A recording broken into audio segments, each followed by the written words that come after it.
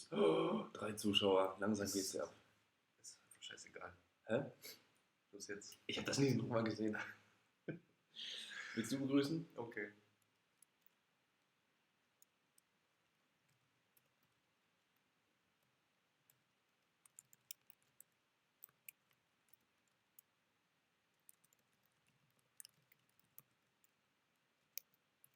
Du kannst schon mal begrüßen, ich bin hier.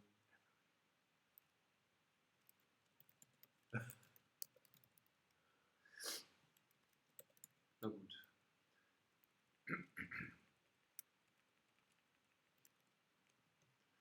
Hello, dear present friends of knowledge management and Zettelkasten. We're live today with a very abstract topic at first, namely collaboration. Peter K., who you may remember from second to last or last time, asked 2 questions, and his one question was about collaboration in the Zettelkasten, but he didn't get more specific, so we just look for whatever comes to mind today. Okay, I just want to start with a story. The book, the German book, was first planned as a collaborative work from both of us, because we thought about, okay, we were, I think we were 1 or 2 years into the Zettelkasten method as we use it now, and we had just the idea to measure the power, and thought about, okay, what's in it, and we decided to try to put together a manuscript about the Zettelkasten method, and we were pretty amazed because we were surprised how much material even in this topic was in our archives, because of course we did research on the Zettelkasten and the Zettelkasten method behind that, but it was not the main research focus. Nevertheless, we I can't remember, but in my archive there were 144 notes, and I don't remember how much in Christian was, how many, but it's kind of like that. And what we did was quite simple. We made a list out of every note title. Sometimes note had to be explained because of bad title or ununderstandable title. But then we just had a list, and then we made an outline of that. So we had several chapters and several ideas, and we did a little bit of brainstorming, and then we came up with the idea just that everyone of us does its own outline, so we can learn from each other, and then merge it back together. Then I don't know why, but we lost track of the idea, and then later I wrote the book with some of Christian notes, but yeah, it was mostly it were mostly my notes with a little bit of spicing of Christian. I remember the agonizing screams whenever you tried to integrate some of my stuff. Didn't work that well in this direction. The other direction went better, I think, because initially I think it was the time when you were just starting with your precision nutrition course, and were pretty much out of time, that I worked in my pastime on the manuscript, and just expanded the outline for months and months without any end of the tunnel in sight. And it was I just looked the numbers up. In our collection, I added about 40 notes, 40 something, and Sasha, you did at 60 something notes. So we had about 100 note files after filtering out stuff that was unusual. Where does this number come? 144. 12 square. Maybe we ditched 40 notes in the process. That could be it. I mean, if I remember correctly, each of us tried to interpret, as you just said, to interpret what the total collection was about, and then the stuff that we agreed wouldn't benefit the overall book just got ditched. Yeah, the main this is one of the important lessons I drew from it, is that you have to be very meticulous with the title of the notes, because I called this every note is a blog post. So try to treat yourself like a blog post reader. So you have no attention span at all, very impatient, and an overall not willing to interpret or be well-willing, good-willing, mean person. And that's the if you read blogs about blogging, that's basically the how they model the reader. So no attention span and so on and so forth. So make it easy, and that is what I transferred to the titles, or I made the connection, because when you look for something or you try to give someone something, they first, if you give send a note to another person, they are not in your head. So it's okay to be in the archive and be a little bit gibberish or ununderstandable for other people, but in the long run, I believe you have to be very meticulous, because in 2-3 years you don't even understand what you thought back afterwards. So no clever titles, no idioms, no word games, no loose connections or creativity, or what you try to make it what you intend. Just plain, boring, and almost direct. I have several. I came up with several rules and several conventions for myself, but I can't remember out of head. And the problem is, I made the rules, and I think I don't know if I included them explicitly in the book, but in the process you don't remember all these rules. It's like having trying to make your taxes and being confident that you remember every rule that you thought or that you understood a year ago when you did the last time. So you have to be very bureaucratic, very meticulous, very very nitpicking, yeah. So we look. There we go, Sander Lundholm Andersen. Cool name. In German, I think it sounds very cool. Aha, Silas. The volume a bit. Okay, we'll try. How do we do the volume? Okay, volume is on max. Microphone.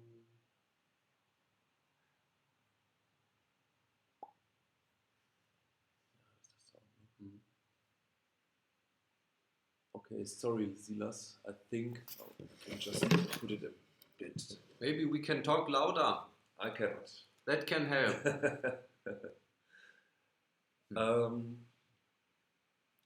Okay, we have 4 watchers. We lost a few in between. How did that happen? Perhaps connection or something. It couldn't be that we are so boring. Of course. Okay, collaboration. We, I think, and we thought about the topic in before, how to tackle it, because it's kind of, it's 2 questions. The first question is, does the Zettelkasten method even play a role in collaboration? So the method of collaboration you choose in before comes first. So let's imagine I have you collaborate in a way that you write a specific chapter for another book, or it's quite common in Germany that you write what's Hausarbeiten? Papers. You write papers with other students, and normally you would say, okay, you write the first half and I write the second half, or you basically divide the paper into parts, and everyone writes a paper on its own.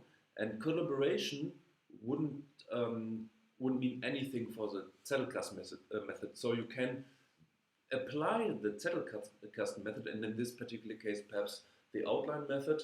There's a blog post if you want to read further. You can apply it for your own work, and then you would send the finished text to the other people, so the paper can be put together. But that has nothing to do with the Zettelkasten method. The other question is, how can you collaborate with the Zettelkasten method? So you want to try to exploit the benefits of the Zettelkasten method for collaboration, and that's a whole another topic. And the story I told with our collaboration on the book, or the first idea of the book, was quite that. Each of us had his own archive, of course, and then we just made a list and copied the title in there, and made a folder for each notes, and just copied them. And so we both had a shared Dropbox folder where we can access to the notes the other had. And then from there it was again single writing, but we knew kind of what the other thought about some topic.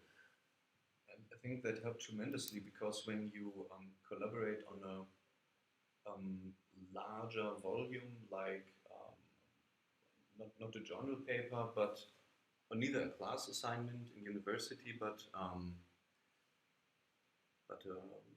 what's it called? Monography. Yeah. Just your regular book. And when you end up with single topic, end up collaborating with 2 or 3 authors on one topic, which ends up taking up 300 to 400 pages. I think the actual writing will become the real bottleneck, so it doesn't sound as if 3 or 4 people worked in loose collaboration and then glued the shit together, but that it sounds as if it comes from one author. That you find a common voice, a style you can all 3 or 4 adhere to. And Sasha and I think we had it easy because we could understand our notes, so the different sources of input were interpretable by both of us, and then resulted in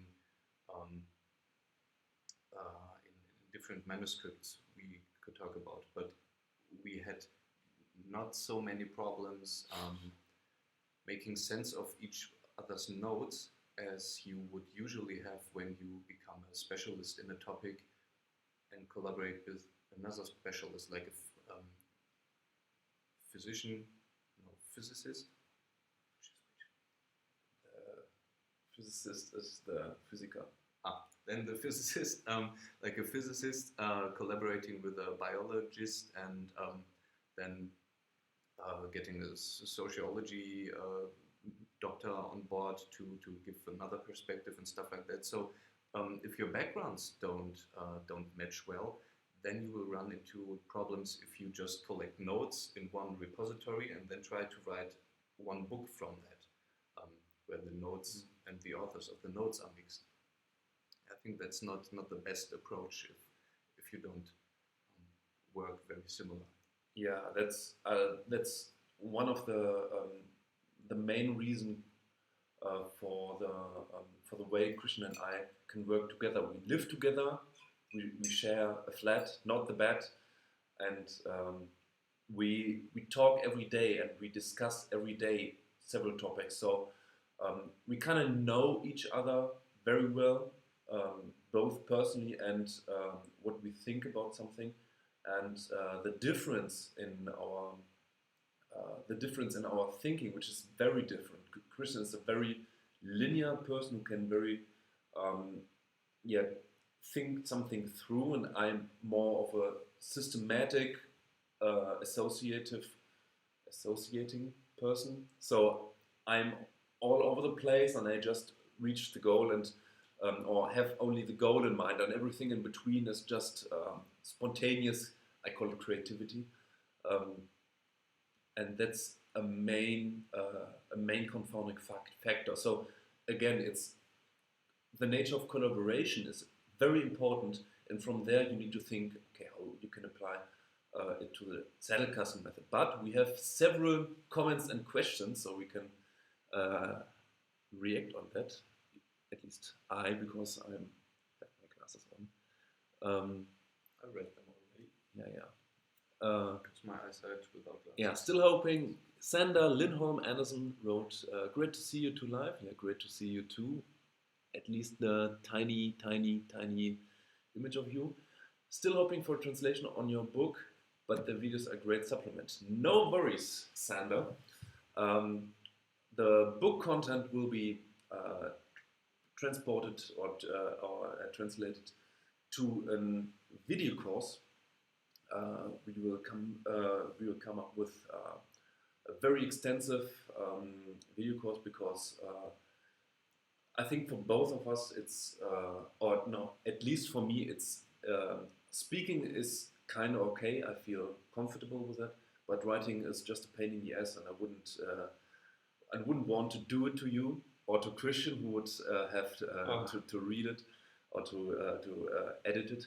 And I think because I came up with the book first, it's very, very difficult to just translate, because even though another point is I have now another book project that I have to finish, and afterward I will extend the book very, very broadly.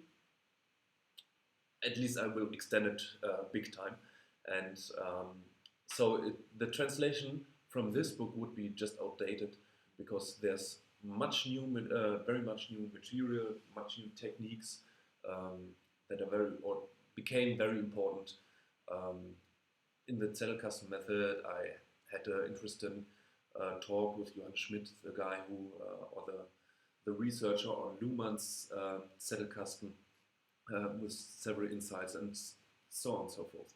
But don't be afraid. Don't have bad feelings about the future. We will work on a video course, and it will be in English. And Christian Wahl, collaboration, then metadata, like a good title, would be also important. Yes. I can't remember if we did that, but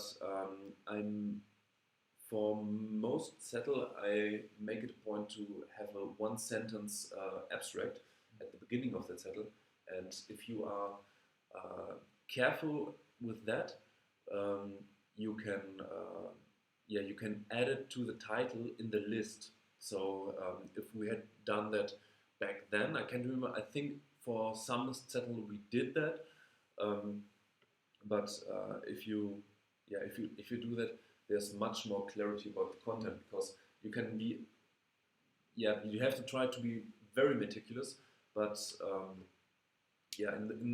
there will be problems nevertheless. You can't avoid that, and a one-sentence abstract would be very helpful.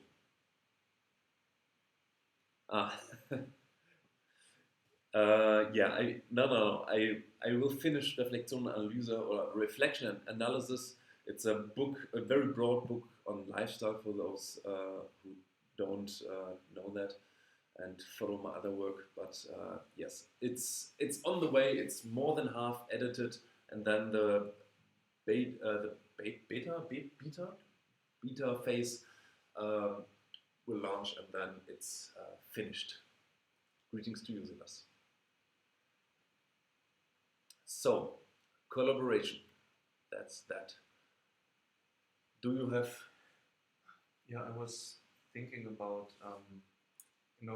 we now covered the part where collaboration means nobody is really has to use the Zettelkasten method to collaborate like people in university do, students at university.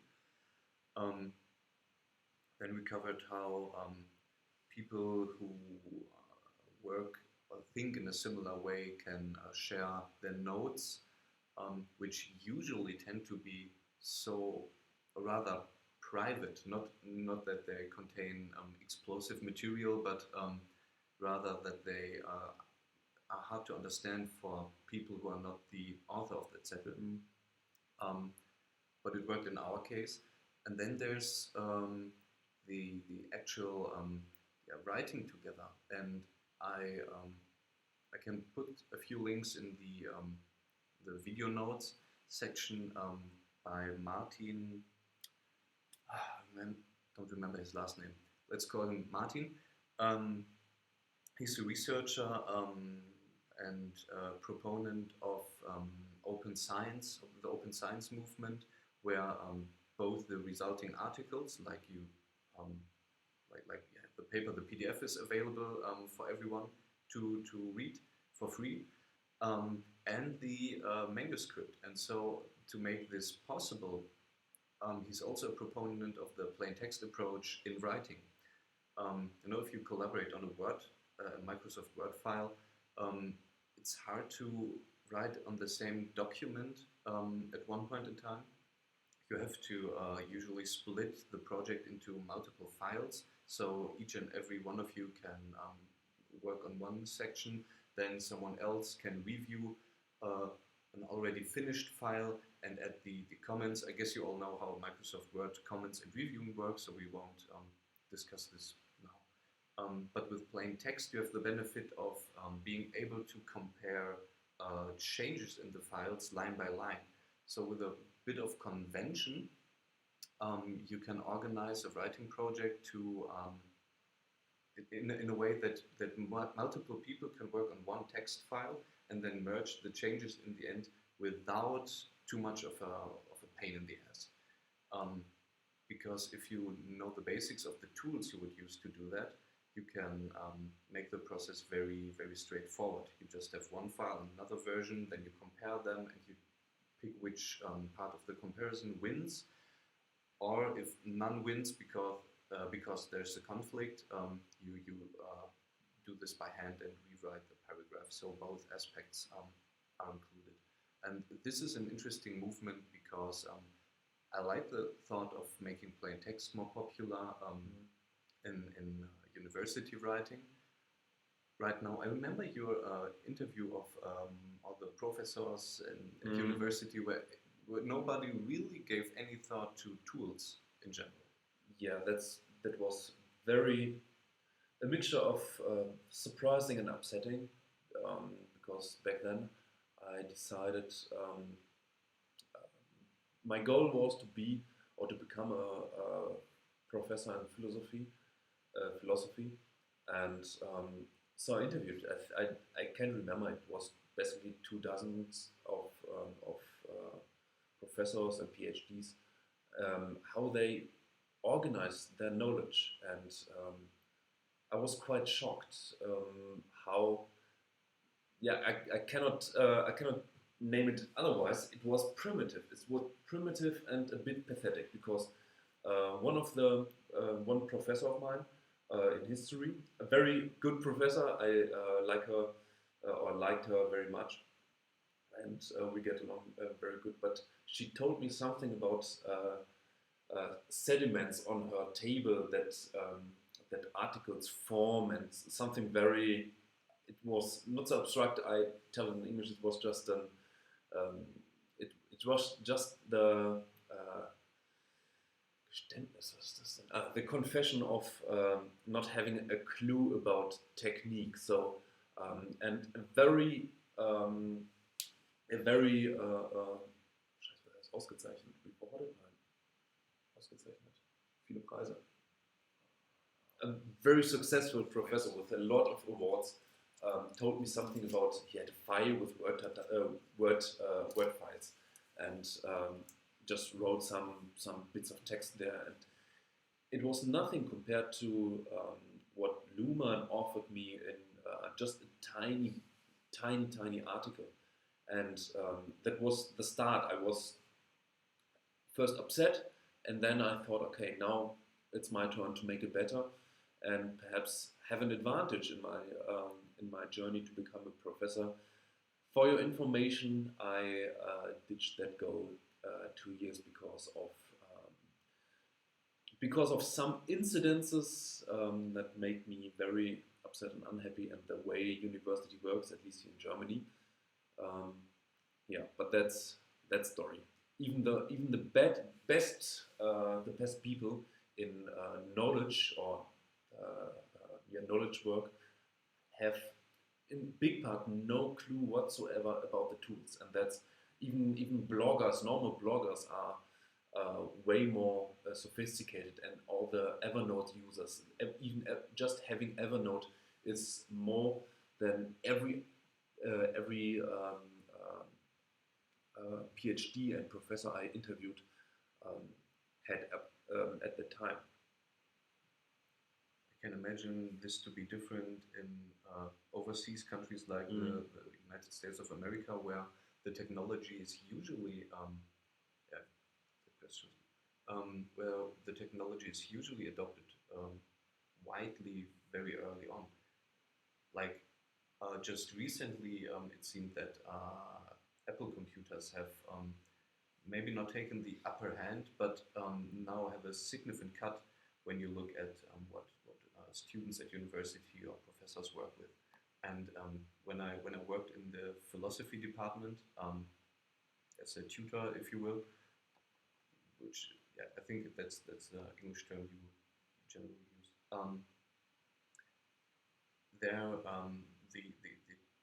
the server administrator, the technology administrator, I chatted with him on the when I met him for a couple of hours, and we both wasted a lot of time together. But the stuff he told me was very interesting because these people, the professors, really rely on these tools. They rely on making an impact, if not in the world at large, then at least in the journals they try to contribute to. And they give literally no thought about the tools. They usually don't have any backups, and then drop their computers, lose all the files, all the stuff gets stolen, and or they hunt and pack the keys because they're too lazy or incompetent, as they may call themselves, to learn how to type faster. And there's so many bottlenecks on the outermost layer, and the knowledge management method in its innermost, that's the innermost core of being productive, is ignored altogether, because handling this writing machine is just so hard for them. And it was 2 or 3 years ago, not like 20 years ago, where computers went widely adopted. So I think maybe it's just Germany. I don't know. But yeah, that's one not one part of the mission, but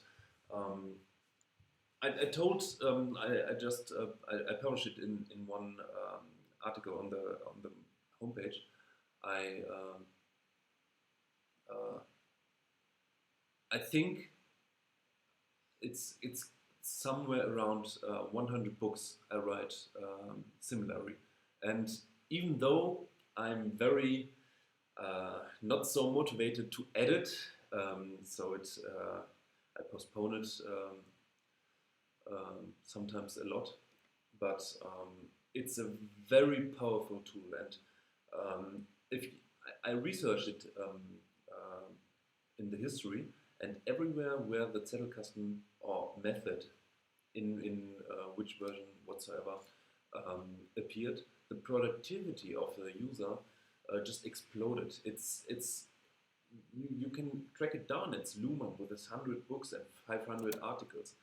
It's Hegel with this insane complex, and I think it was the last big philosophical system that was created. I don't know. We have was heißt Jurist? An laws, a man who thinks about the law. He wrote, I think it was something insane like 500 books. Messner, Messner was his name, or Gessner? Mm. Okay, Messner. Yeah, Messner. And therefore, I hope with the course, and we discuss about a very extended student discount, or we discuss always about student discounts. I hope that students will just fuck up the system with so much articles and papers and whatsoever that the system has to change.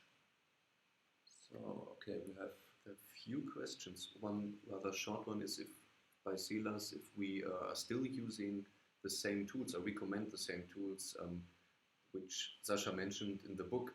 For all you English-speaking people who have no clue what is mentioned in the book, it was Resolve Notes for Windows and JabRef as the literature reference manager, and on the Mac you have notational velocity in its NV-alt version and BibDesk for reference management, and that's still you can have a look on our website Zettelkasten.de. In the tools section, it's still the stuff we recommend most. There hasn't been has there been any change in the last 3 years for no, anything? for both of us not. And I think the reason is clear that that the starting point of what I call a software agnostic approach to programming that Christian and I will expand on at his homepage, christiantietze.de, I think. It's because we use plain text, so the tools doesn't change a lot because you can.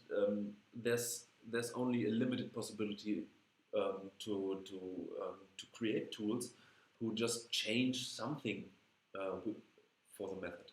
So if you use plain text and have a reference manager that uses BibTeX, then you will be fine. And the app we create together, more or less together, Christian programs it, and I try to force him into my ideas. You can use that. I think, no, I'm quite sure it will be the best for the Zettelkasten because it's aimed for the Zettelkasten method, but you can use the Zettelkasten with no substantial loss on NV-alt or NVim or what text editor you want. You have to have a list of files and a fast way to access them. Okay, you can talk. I have to read. Talk about maybe the software agnostic approach is in the when you use the Zettelkasten method really shines because the baseline, even the software I'm currently working on, should always adhere to is everything you do should in theory be doable with a folder of text files. And if there's anything that I think, okay, now that this application is working with the files already and has them in physical memory on the computer, maybe I can do fancy stuff, then I always try to stop myself in the train of thought and just ditch these kinds of features because they're usually not about the archive, the note archive, the notes and the contents, but they're gimmicks in most cases. Yeah. And that's something we discovered when we tried to look for new modern approaches, modern note-taking software, modern outliners, like modern software in general. There's a lots of stuff that is somehow usable and feels nice and works fine, but then you hit a wall and don't know why this wall is here. And the only explanation seems to be that nobody really gave a thorough thought on how to design this. And we both tend to think that it's because the programmers usually are not writers or knowledge managers, and so they have no clue what people really need and rely on external feedback. And user feedback is nice, but usually not the best source of information. You have to you should not rely on what people say, but on what people do, what people really want, and finding that out is hard. And so if you're Sasha says in every Zettelkasten video, but no, I will do it if you have skin in the game, then your competence is much higher as a designer and designer at large. Okay, wait. We have, I think, I have a question up above. Yeah. Here's Sila's question you did answer. Yeah. Okay, we have Tanya L. The Rick Krause.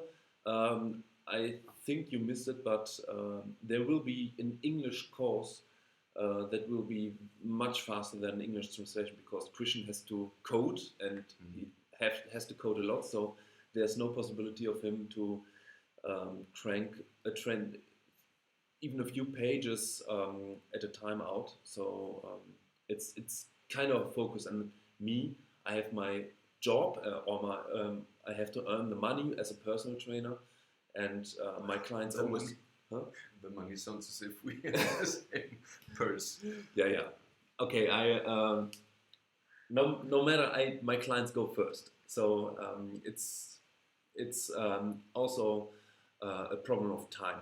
But back to business and away from my life. That being said, as a plan to empower software developers in general, I'm going to work on a very narrow focused book for programmers, indie software developers who can use the Zettelkasten method, so they don't have to translate all this this humanist gibberish that we start with when we write about theories and stuff like that. Just the bare bones practice. That will be in English, and maybe that will be for some of you too, as a supplement to the general course, video course. So yeah, we have my demo archive, because Tanya asked, can you go over what goes into a Zettel, and also how you make the Zettels talk to each other? How do you manage not to get lost in all the Zettels? So it's easy, just don't write a lot. Like here, it's just a demo. My own archive hits this week. It will hit 4,000 notes, so it's quite different. But this is in the last video I showed that how to make a structured Zettel. So this is basically two techniques. If you see here, we have this structure. So we have node 1, and you can branch it from here, and here is a sequence, and the sequence can be also put in one Zettel. And every Zettel that is only about other Zettel, I call it a structured Zettel, so it does contain a structure.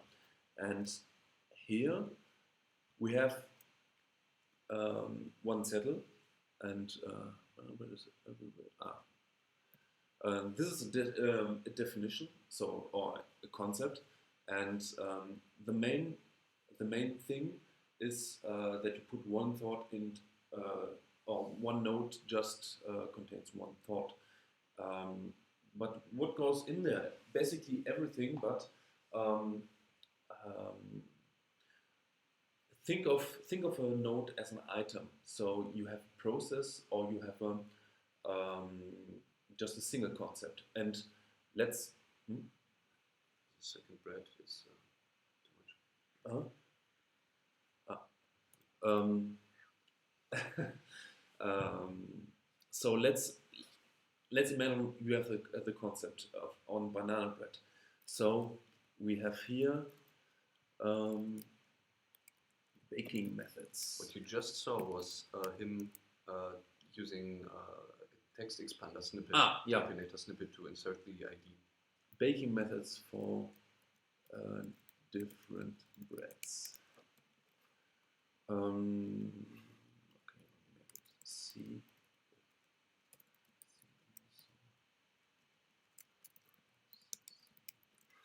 So this is a wiki link.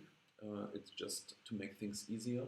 So when I click on this, the Alt searches in the omnibar for this line, and because there's nothing, no node that has the same title, I can create it like that. So I will. Oh. If you've never used NVAlt, you just hit enter, and if there's no matching node, it will create a node with that search term as a title. Maybe someday we need this stuff that shows which keys pressed on the screen. Okay, now we have baking methods for different breads. And here we have perhaps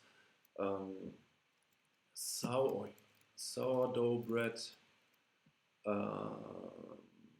have banana bread, and killing my arteries, also known as wheat bread. So let's imagine you have this three processes of making breads. So we have here banana bread. If you have now an idea about how banana bread is made, then you can just branch it from here. Banana bread processing. So we have to add in the title processing, because now we will have a different node. So here it's quite obvious that these are processing method, because the node is about processing. That's what I talked in the beginning, that you have be careful with the title so you understand it later. So again, I just click on that, and we have no node with this title. That's always the case when you use this ID, because this is the date and the time, because time is not repeatable, at least not in my universe. It's always unique. And then, so the weird highlighting you just saw was him hitting Command L to go back to the search bar after he created the Zettel, copied the contents, tapped back again, and inserted it. This is just muscle memory. Yeah. You get used to such techniques when you also to shortcuts when you work on it and have to work. So let's imagine this is just the description of banana bread processing. Now let's go back at banana bread. Concept banana bread. See also for processing, and let's pretend it's a couple of years later. And you search for banana bread. Banana bread, and see also for processing. Okay, now you're hooked. Processing, and now you see that. What you do is you copy that. This is maintenance work, and insert it here, because now we have a specific node. Back then we had a link here to general baking methods, and then we need to click further. So the more you branch, the more paths you create through your archive. And in the work, so you can create some shortcuts, because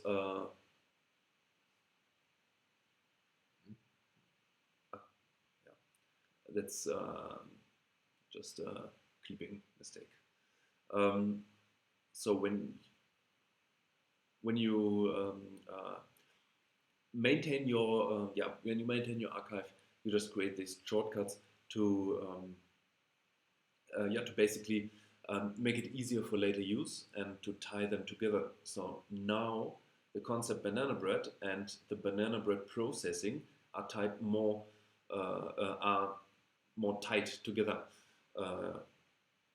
In before you had one node in between, so they are more loose, and that is how you make the nodes communicate with each other, because communication is just linking, and that's all. What Luhmann meant with communication with Zettelkasten, so with the communication concept itself, is that you are surprised by the what the Zettelkasten has to offer to you, and that's all. It's not very complicated, so don't make the mistake to think that the thing is bigger than it is.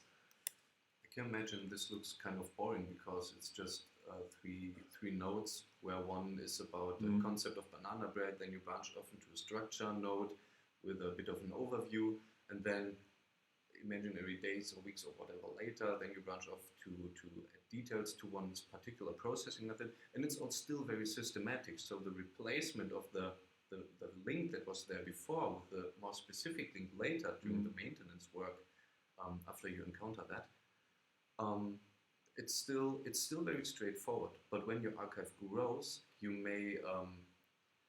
may need to think about this step some more, because the variety grows. You may find when you search for banana bread in your search bar, omnibar search bar, that the search results contain weird node titles, which you're tempted to click on just to see, whatever. Why does this turn up there? Why did I mention banana bread in a post on Hegel or something like that? And it could just be that you wrote this note on Hegel and then put a few dashes in there and quickly jotted down a thought on banana bread, and then forgot to extract it later. This could be like coffee stains on your book. This is not real information in most cases, but it can be a help in remembering what happened there. Maybe this sparks another idea. This kind of serendipity is also possible, but it usually depends on the amount of Zettel you have. And I think this is one of at least for me, it was very hard to accept concept. It is that the craftsmanship of the Zettelkasten, the day-to-day work, is not quite mind blowing or something like that. You have if you have good ideas, it's hopefully mind blowing, but it doesn't matter if the archive is tiny like this or has 4,000 settles. Or I think for me, I mainly know all the nodes. I mainly know all the nodes, but I don't think that the method of the process wouldn't change if I have so many nodes that that I can remember them. And that ties to the next question, or the next question Tanya had. She wrote, "I'm taking a lot of notes, but I must doing something wrong because I do not see much improvement in my productivity. What would you recommend?" And that's one big part that you have to accept with the Zettelkasten method is you still have to write. So if you don't write more than before, then you have not more text in before. What the Zettelkasten method does is it offers you the chance to connect far away thoughts. So if you had a thought in 2012, like it was, I think yesterday it was, I connected some things I wrote about happiness with something I wrote now. So let's pretend that it was in the beginning of 2012. So it would be a connection over 5 years that I wouldn't be able to do when I hadn't write it down. And the other thing, I forgot the other thing. So no, the other thing is, Tanya, it's this, it's not specific for me what you asked, because if you take a lot of notes, yes, but I really don't know what to do with the question now. So your point was that Tanya said improvement in productivity isn't clear or isn't measurable, and you said productivity usually means writing more. So if you say I don't write more per day, more words per day, you can get rid of this deficiency by writing more Zettel. But if you only write Zettel and never write the article and compile your notes into a finished text, then the assembly step will be missing, and then your Zettelkasten note archive will just be like a hobby. You will just spend time there and feel good reading stuff, taking notes. But until you produce texts, you shouldn't be considered productive, because everything else is just, we still haven't looked at what abgewichsen means. It's just, about feeling good and, spending time with something that you think is superior to watching TV. Okay, I think my question is, what do you mean with productivity? So aren't there more articles coming out of your machinery, or aren't you improving with your PhD or with your master thesis, or aren't you writing more? Are you don't you have the feeling to have more ideas or better ideas? No more blog posts. What is productivity? Okay, not related. Okay, next. Yeah, Tanya, if you can elaborate on that. I think submitting more articles. Yeah, okay, that's quite simple. So with there's several possibilities, but I will refer on the what were my biggest obstacles. I think the main thing is you have to have patience when your archive is not that old. Because if you take notes and notes and notes and they are not really related to each other,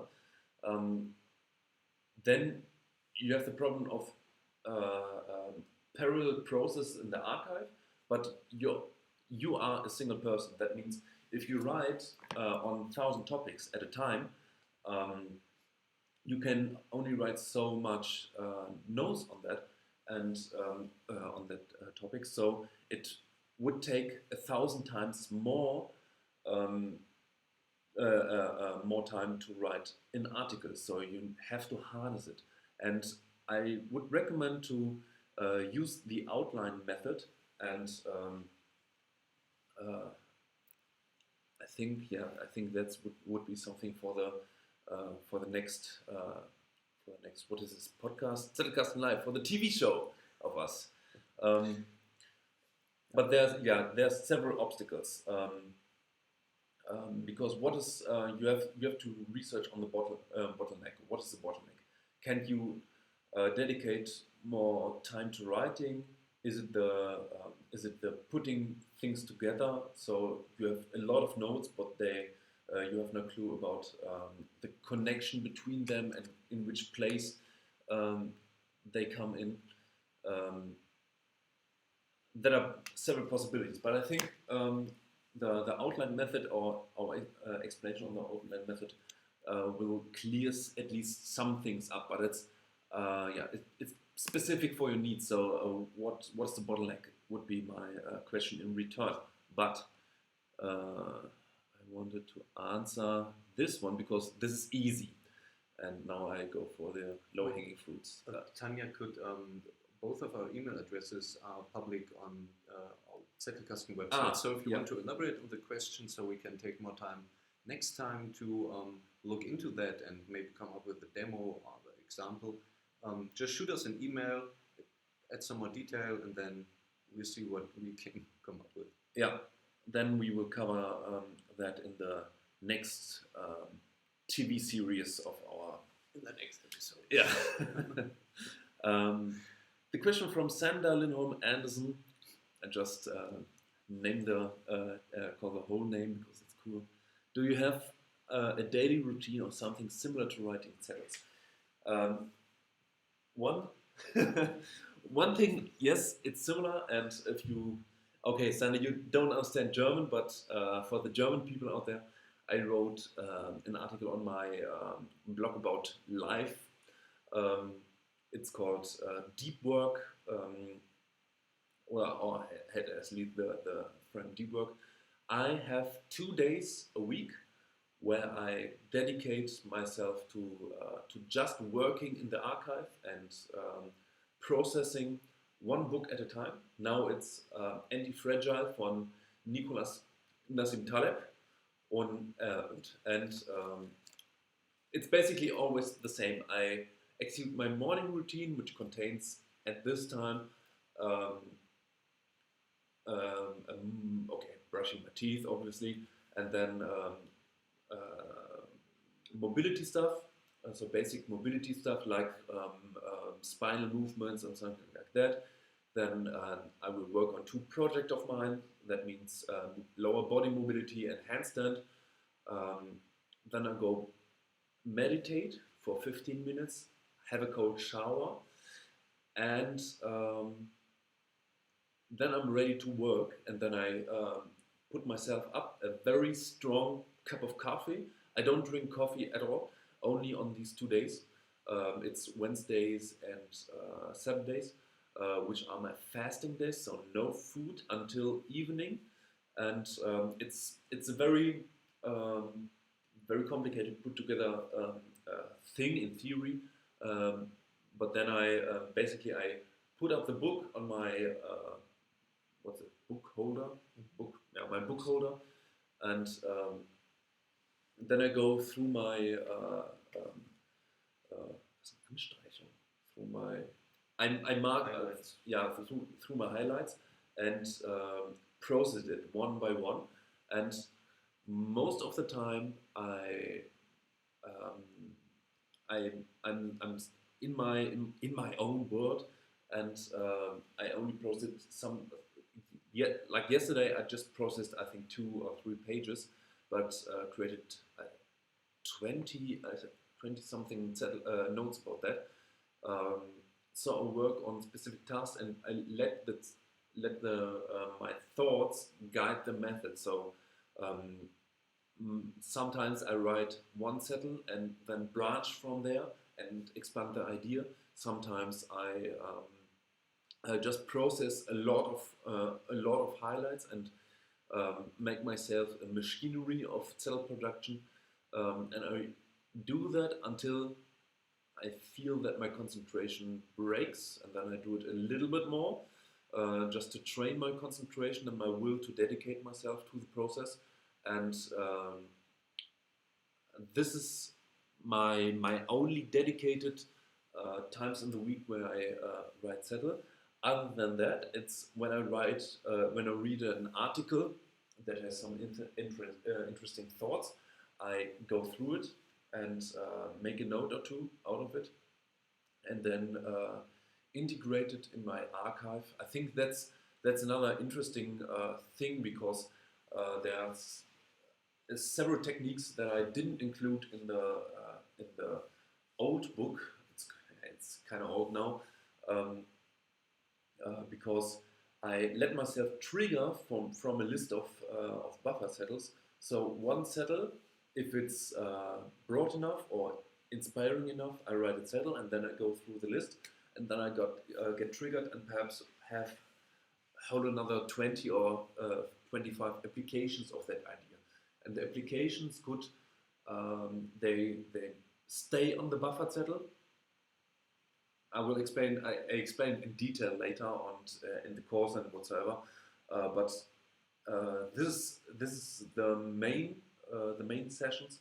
And then it's spare throughout the day when I'm not editing. So when Reflexion und Analyse is finished. When Reflexion und Analyse is finished, also my momentary book, I will dedicate the mornings to creating content and the afternoon to editing. Yes and no. I try to repeat the question. Bless you. I can repeat the question.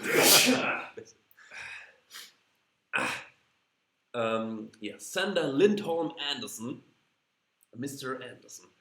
So if you understand, if I understand it correctly, the relative length of the Zettels may also vary. Yes or no? I have kind of a limit. So if I see the Zettel go crazy wide, I write it, and then I. Yeah, danke. I write it, but then I will divide it into several other Zettels. So that means I will demonstrate it. I think that will be one of the last things. So let's imagine I write a new Zettel. And now I make use of the Automator script. So let's imagine. You can download it for free on our website. Ah, yes. Wow.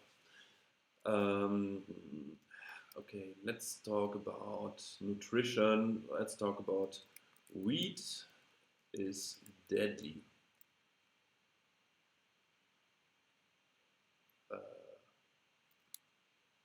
Shortcut didn't work too well, but yeah, they didn't see it. Okay. Wheat is deadly. So let's imagine I write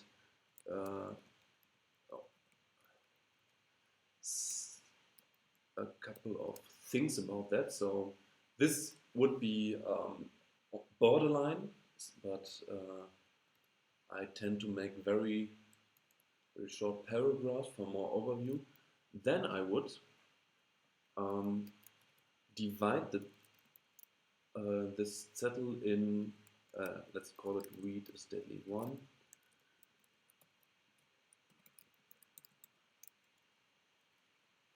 Deadly is very deadly.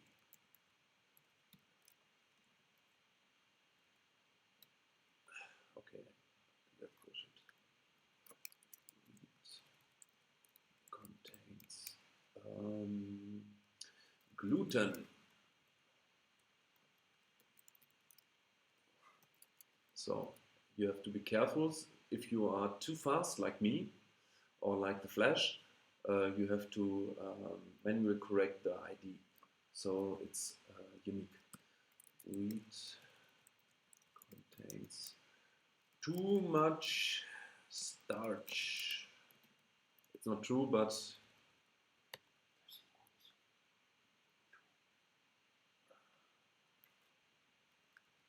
it's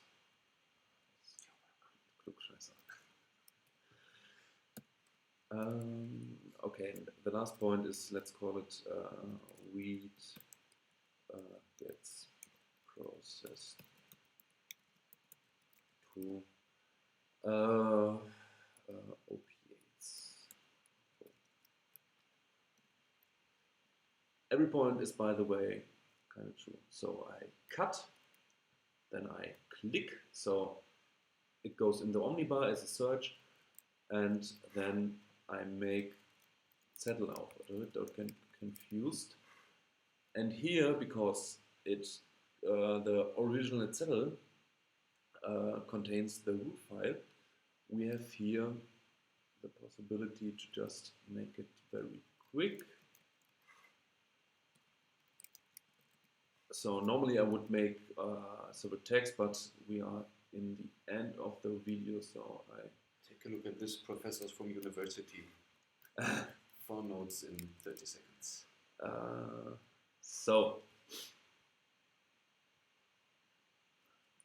now we have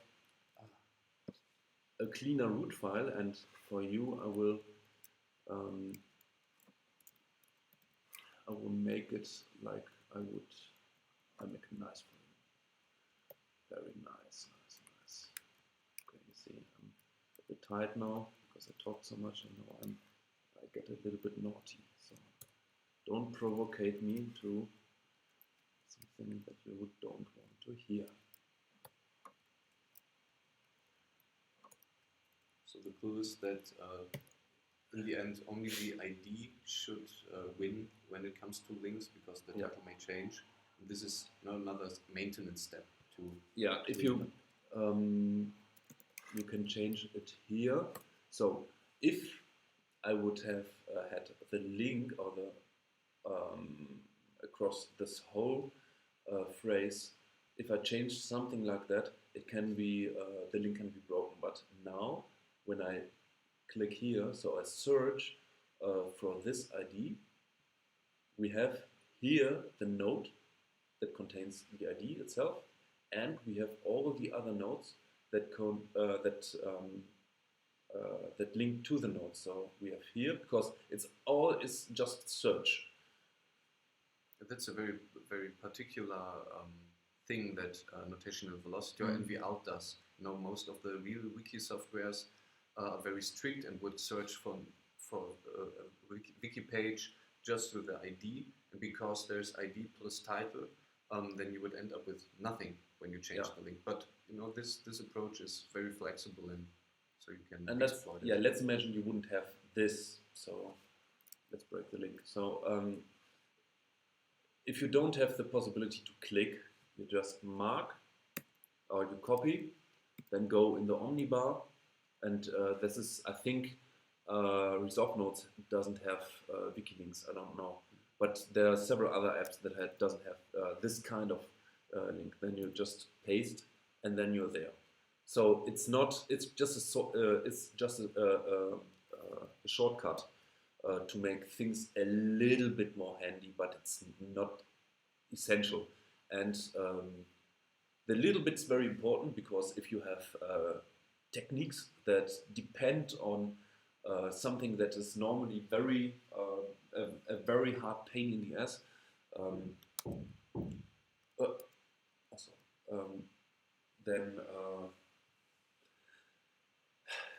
then you wouldn't use it. So imagine if this linkage or this links would cost me like 30 seconds of work to get to the file, I wouldn't use it.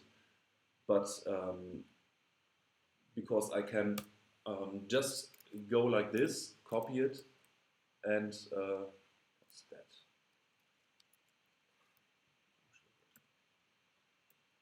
So, okay. But when I just can copy and paste, just go with a shortcut in the omnibar, I still would use it, and I used it extensively before I used the Wikilink feature, and I ditched it for a very long time because I was a little bit too purist. And before it was this convention. I'm still copy pasting to the search bar because I don't like change and think that whatever during the next year the Zettelkasten software will come out anyway, and then I can search and replace for whatever convention I want to do afterwards.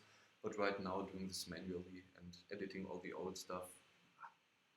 I've just mixed the mixed techniques because I don't like mixed.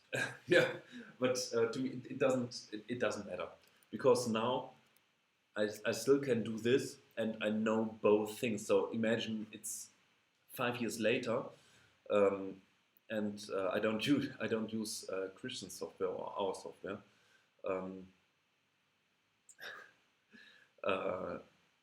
Then I know that this is just the idea of a Zettel, and then I know how to refer to it and to use it. So if I click here on the highlighted link, or if I just copy and paste, it doesn't matter to me. So yeah, that's quite important for the purest approach of us. We can we can just use it. We are not bound to software. That's very important. And to me, it's also an ethical issue, because I don't want to bound anyone to the software. I want to bound you to the method, because the method is more like an idea, and you can educate yourself on it and expand on it and whatsoever. And you're not boxed in it, because when I tried Zettelkasten software in the beginning, and every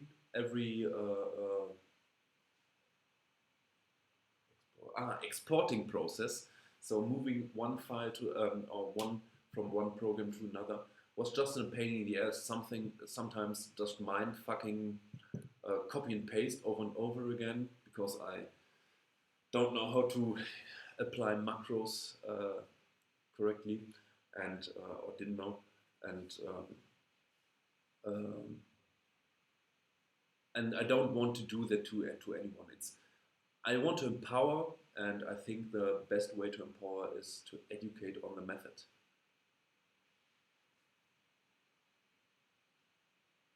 Can you stamp them for discussion and post them separately? Yes or no? You have to cut it. Oh. No, cut the video. Maybe I can. You can link to minute marks. I should have taken notes when we start new topics, so I don't have to watch the video again. Yeah. Too late, whatever. Now all the questions come in after 1 hour and 17 minutes. Okay. I think we will end here with a cliffhanger. So you have a very unethical incentive, or from our perspective, it's an unethical way to create this incentive. We'll create a cliffhanger from here. We will write the questions down, and we will go on the next episode of Dragon Ball Zettelkasten, Dragon Ball Z. Yes. Mind blown.